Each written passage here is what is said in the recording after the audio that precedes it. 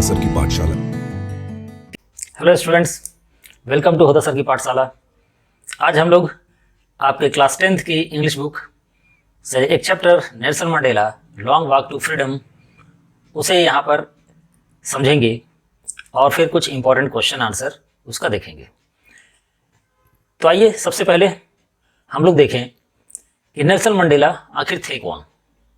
South Africa, जिस तरीके से इंडिया एक कॉलोनी थी इंग्लिश पीपल का, उसी तरीके से अंग्रेज़ों की कॉलोनी साउथ अफ्रीका भी थी।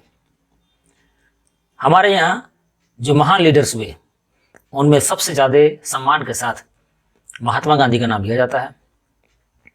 तो एक तरीके से समझिए कि नेल्सन मंडेला साउथ अफ्रीका के महात्मा गांधी थे। वो एक पॉलिटिकल लीडर, रिवोल्यूशनरी और फिलेंथ्रोपिस्ट, यानी कि इंसानों से बहुत ज़्यादा प्यार करने वाले। और अपार्थाइड सिस्टम रेजिम जो था वहाँ पर, अपार्थाइड जो हम लोग बोलते हैं, नस्ली आधार पर जब भेदभाव होता है उसके आधार पर कानून बनाई जाती हैं। नस्ल का मतलब हुआ ब्लैक एंड वाइट। जैसे कि हम एशिया के लोग, यहाँ पर अफ्रीका के लोग, यूरोपियंस हम लोगों को ब्लैक समझते हैं और वो अपने आप को वाइट कहते हैं और ये मानते हैं कि वो सुपीरियर हैं। तो इसके आधार पर, नस्ल के आधार पर जो वहाँ पर भेदभाव होती थी, उस तरह के रिजीम को हम लोग अपार्थाइड रिजीम के नाम से जानते हैं। उन्होंने कंट्री का पहला ब्लैक प्रेसिडेंट होने का गर्व हासिल किया। 1994 से 1999 के बीच में ही प्रेसिडेंट रहे और 20th सेंचुरी के लिए ये दुनिया का एक बहुत ही सिग्निफिकेंट इवेंट था। 1993 में वो नोबेल प्राइज़ भी पीस के लिए जीते थे, जहाँ पर अपार्थाइड रिजिम के अंदर किस तरीके से शांतिपूर्वक उन्होंने इन सारे प्रॉब्लम को सॉल्व किया, उस अपार्थाइड सिस्टम के खिलाफ लड़ते रहे और आखिरकार साउथ अफ्रीका के जब प्रेसिडेंट बने तो उसे एक डेमोक्रेटिक, जहाँ पर किसी भी तरह का भेदभाव ना हो, उस तरह की कंट्री को बनाने का गर्व हासिल किया। इसलिए उनको पीस के लिए, शांति के लिए नोबेल प्राइज़ से, सम्मान से नवाजा गया।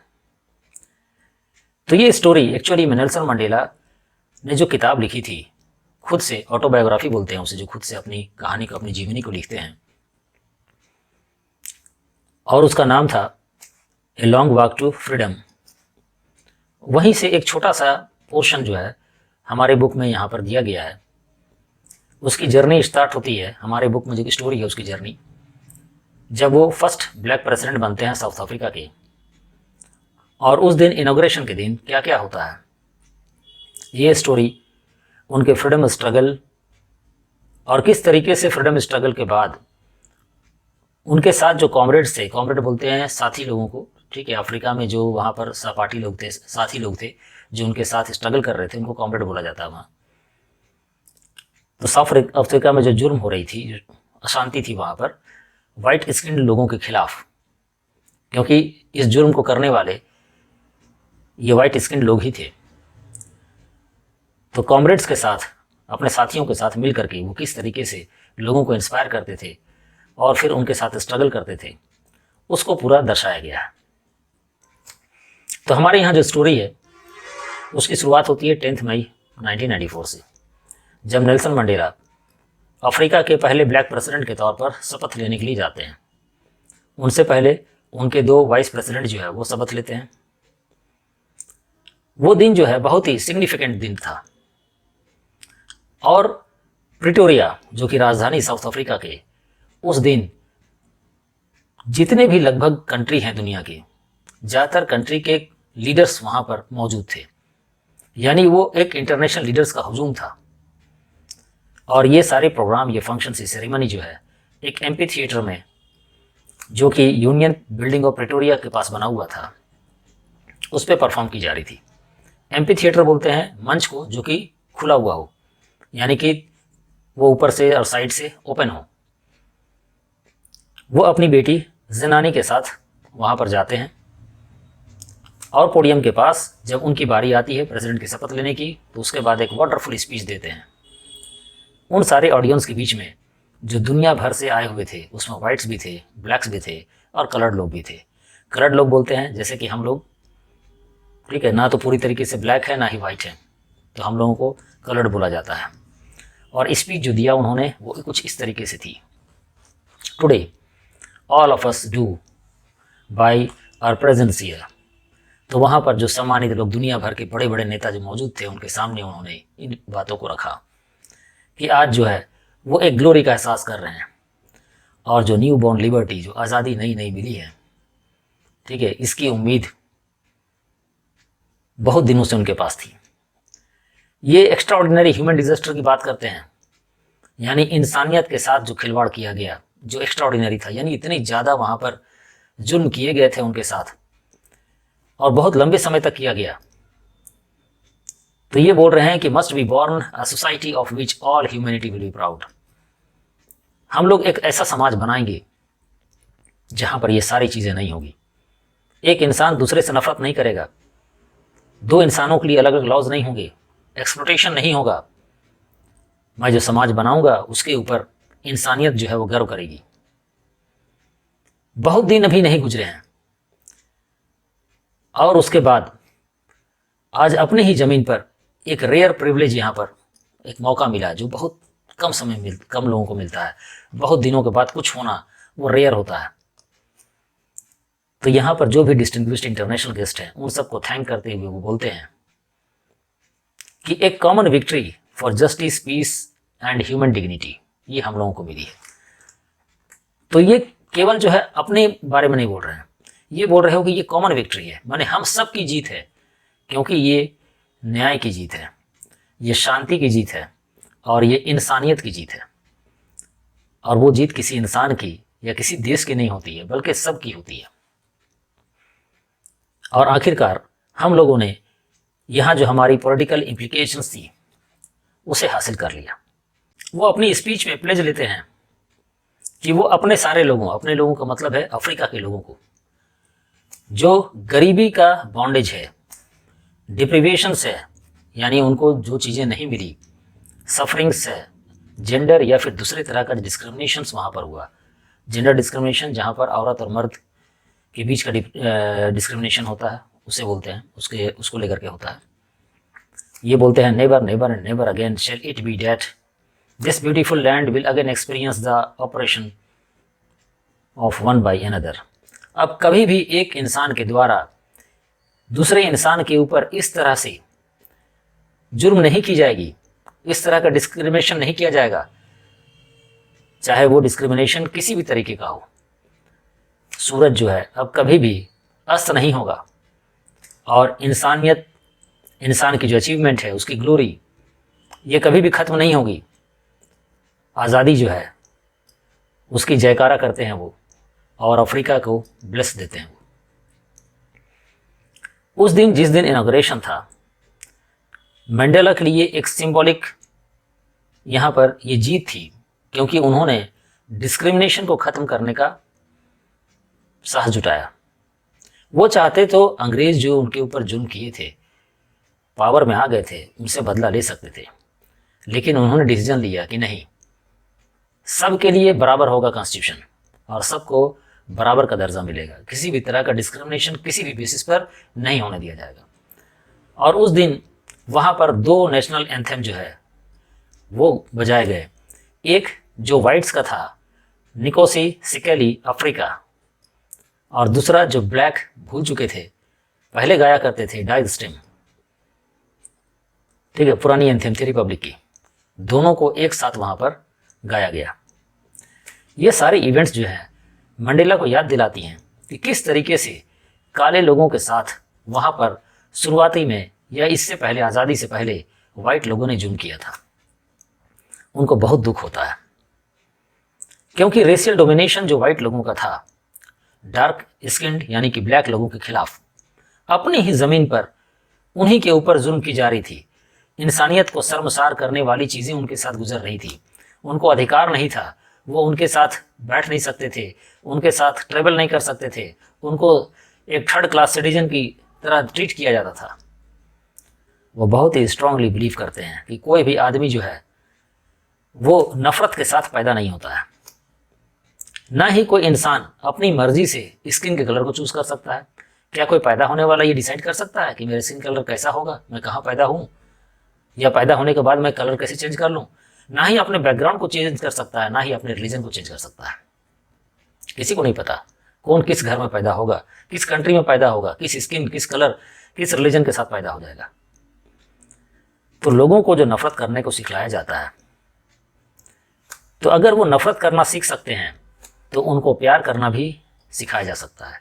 यानी जो इंसान नफरत करना सीख सकता है वो प्यार करना भी सीख सकता है। और प्यार की जहाँ तक बात है, लव की बात है, तो वो तो नेचुरली होता है, वो तो इंसान के अंदर बिना सिखाए हुए नजर आता है। हेट को तो फिर भी सिखाया जाता है।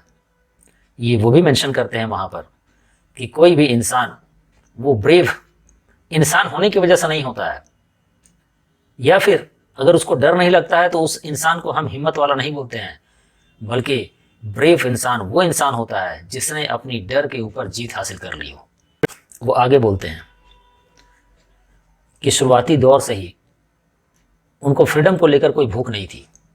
एक्चुअली जब वो बॉय थे, लड़का जब थे, तो उनको समझ में नहीं आता था फ्रीडम का मीनिंग क्या है।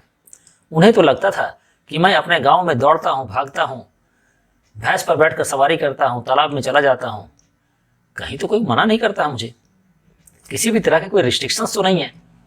लेकिन जब वो ग्रीव करते हैं, बड़े हो जाते हैं, तो उनको ये महसूस होता है कि एक्चुअली में उनकी सारी फ्रीडम जो है वो ले ली गई है, उनके फ्रीडम के ऊपर रोक लगा दिया गया है। और वहाँ के, केवल इनके ऊपर नहीं, वहाँ के लोगों के ऊपर, यानी कि जो वहाँ के सिटीजन्स थे, वहाँ के जो ब्लैक लोग थे, उनके ऊपर। तब जाकर के उनके अंदर ये भूख पैदा होती है फ्रीडम होने करने की। तो शुरुआती दौर में रात में बाहर निकल जाना, ठीक है, जहाँ तक वो जाना चाहते हो वहाँ तक घूमना फिरना टहलना, ठीक है, उसे ही वो समझते थे। बाद में उन्हें समझ में आया कि एक्चुअली फ्रीडम का मीनिंग क्या होता है। कोई इंसान जो है कमा ले रहा है पैसा, शादी ब्याह कर ले रहा है, उसकी फैमिली आ जा रही है, उसकी जो है इस तरह की लाइफ में कोई रिस्ट्रिक्शंस नहीं है, तो उसे वो फ्रीडम समझते थे। लेकिन फिर उनको रियलाइज़ हुआ कि हर कोई जो उनके आसपास है, उनकी फ्रीडम को जो है वो रोक लगा दी गई है। और फिर इस फ्रीडम की चाहत सबको है, इसलिए वो अफ्रीकन नेशनल कांग्रेस को ज्वाइन करते हैं। जैसे हमारे यहाँ इंडियन नेशनल कांग्रेस था, जिसके अंदर ज्वाइन करने के बाद सब लोग जो है एक रास्ते पर अंग्रेजों के खिलाफ आगे बढ़े थे, उसी तरीके से वहाँ पर अफ्रीकन नेशनल कांग्रेस एक बड़ी ऑर्गेनाइजेशन थी। मंडेला यहाँ पर बतलाते हैं कि एक इंसान की ज़िंदगी का दो लक्ष्य होता है, दो ऑब्लिगेशंस होती हैं। पहला दायित्व जो होता है, पहला ऑब्लिगेशन जो होता है वो अपने फैमिली के प्रति होता है। फैमिली में उनके पेरेंट्स हैं, वाइफ है, बच्चे हैं। और दूसरा जो होता है वो अपनी मदरलैंड के प्रति होता है, अपने कंट्री के लोगों के लिए होता है और उसी कम्युनिटी के लिए होता है। हर कोई जो है इन ऑब्लिगेशंस को अपने हिसाब से फुलफिल करता है, अपने इंटरेस्ट और अपनी इंक्लिनेशंस के हिसाब से। किसी की प्रायोरिटी जो है फैमिली होती है, किसी की प्रायोरिटी कंट्री होता है। मंडेला जब एडल्ट हो गए, यानी जवान हो गए, तो उन्होंने महसूस किया कि फ्रीडम जो है केवल एक उनको इल्यूजन के तौर पर मिला है। इल्यूजन बोलते हैं जो चीज़ एक्चुअली में होता नहीं है लेकिन दिखलाई पड़ता है हम लोगों को। जैसे कि रेत के बीच में जब कोई जानवर जा रहा होता है तो आगे लगता है पानी है, लेकिन वो आगे जाता है तो समझ में नहीं आता कि पानी नहीं है वो, फिर आगे लगता है कि फिर पानी है। तो वो एक तरह का इल्यूजन है। तो यहाँ पर जो फ्रीडम उनको मिली हुई थी एक्चुअली वो एक इल्यूजन था और वो टेम्पररी इन नेचर था, जो कि वहाँ के ब्लैक स्किन लोगों को मिला हुआ था। उन्होंने ये महसूस किया कि उनको जो है स्लेव्स ऑफ एक्सप्लॉयटेशन, स्लेव बोलते हैं हम लोग जिनको माने बांध कर रखा जाता है, बंधुआ मजदूर बोल सकते हैं उसको, ठीक है, या दास बोला जाता है उसको हिंदी में।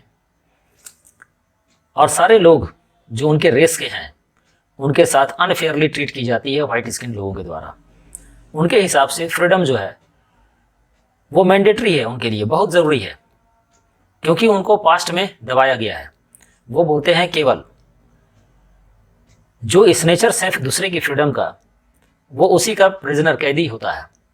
यानी कि जिन लोगों ने, वाइट लोगों ने ब्लैक के ऊपर जुल्म किया, केवल ब्लैक जो है उनकी फ्रीडम ही छीनी नहीं गई, वही लोग की फ्रीडम खत्म नहीं हुई, बल्कि जो वाइट्स हैं जिन्होंने जुल्म किया ब्लैक के ऊपर, वही फ्रीडम के प्रिजनर हैं। इस तरीके से ऑपरेसर यानी कि जुल्म करने वाला वो ज़्यादा बड़ा प्रिजनर है फ्रीडम का एज द ऑपरेस्ट, जिसके ऊपर जुल्म किया गया उससे। यानी ऑपरेसर भी खुद फ्री नहीं है, वो खुद अपनी मर्जी से सारा काम नहीं कर सकता है। ये बात नेल्सन मंडेला इस स्टोरी में बतलाते हैं। नेक्स्ट आइए कैरेक्टर स्केच देख लें। चूंकि ये ऑटोबायोग्राफी नेल्सन मंडेला के ऊपर है, इसलिए केवल एक ही इंसान के कैरेक्टर स्केच को हम लोग यहाँ देख पाएंगे। वो एक बेहतरीन लीडर थे, फाइटर थे, बिलीवर थे, और एक ऐसे इंसान थे जिनको ये मालूम था कि किस तरीके से फ्रीडम पाने के लिए अपने लोगों की मदद करनी है। बहुत ही ब्रेव और करेजियस पर्सन थे वो। माफ़ करने में लोगों को वो इक्वली, उनके पास जो विज़न था वो इस तरीके का था कि कोई, जैसे महात्मा गांधी के बारे में बोला जाता है कि अगर कोई उनके साथ जुल्म करे तो वो बोलते थे कि भाई उसे माफ़ कर दो। कोई अगर मारे पीटे तो ऐसा नहीं है कि रिप्लाई में उसको मार पीट करना है, बल्कि आप सत्य पर टिके रहो। इसी तरीके से ये भी माफ़ करने में सबसे आगे थे। अंग्रेजों ने इनके साथ बहुत जुल्म किया। अंग्रेजों ने जो कानून बनाया था उसमें इनको कोई राइट्स नहीं दिया गया था वाइट्स को। चाहते तो अपना कॉन्स्टिट्यूशन इस तरीके से बनाते जहाँ पर ब्लैक्स को ज़्यादा प्रेफरेंस मिल सकती थी, लेकिन ऐसा नहीं किया उन्होंने। उन्होंने वाइट और ब्लैक सब के लिए एक समान अधिकार रखा और सबको एक तरह का ट्रीटमेंट दिया। तो यहाँ पर वो ज़्यादा बेहतर विज़न रखते थे कि कैसे जो है इंसान जो है फ्रीली रह सके, चाहे वो किसी भी कम्युनिटी का हो। डिस्क्रिमिनेशन किसी भी बेसिस पर उनके साथ नहीं होना चाहिए। वो अपने कॉमरेड्स यानी कि साथियों का बहुत थैंकफुल थे जिन्होंने अपनी ज़िंदगी को कुर्बान कर दिया। इनका कहना था कि अफ्रीका में बहुत ज़्यादा हीरे पाए जाते हैं, लेकिन वो कॉमरेड्स जिन्होंने अपनी ज़िंदगी कुर्बानी दे दी इस आज़ादी को पाने में, उनसे बड़ा हीरा कोई नहीं है। एक बहुत ही विजनरी लीडर थे वो, और उसे कंट्री और लोगों की लाइफ स्टाइल की बहुत अच्छी परख थी। अपनी इस ऑटोबायोग्राफी में भी उन्होंने जर्नी के बारे में बतलाया है, जहाँ पर वो एक लड़के से इंसान माने जवान जब होते हैं तो किस तरीके से ट्रांसफॉर्मेशन आता है और एक भूख पैदा होती है, फ्रीडम के बारे में समझ पैदा होती है, उस बारे में भी उन्होंने जिक्र किया था। आइए कुछ इंपॉर्टेंट क्वेश्चन आंसर को देख लें हम लोग। What did Nelson Mandela pledge when he was sworn in as president?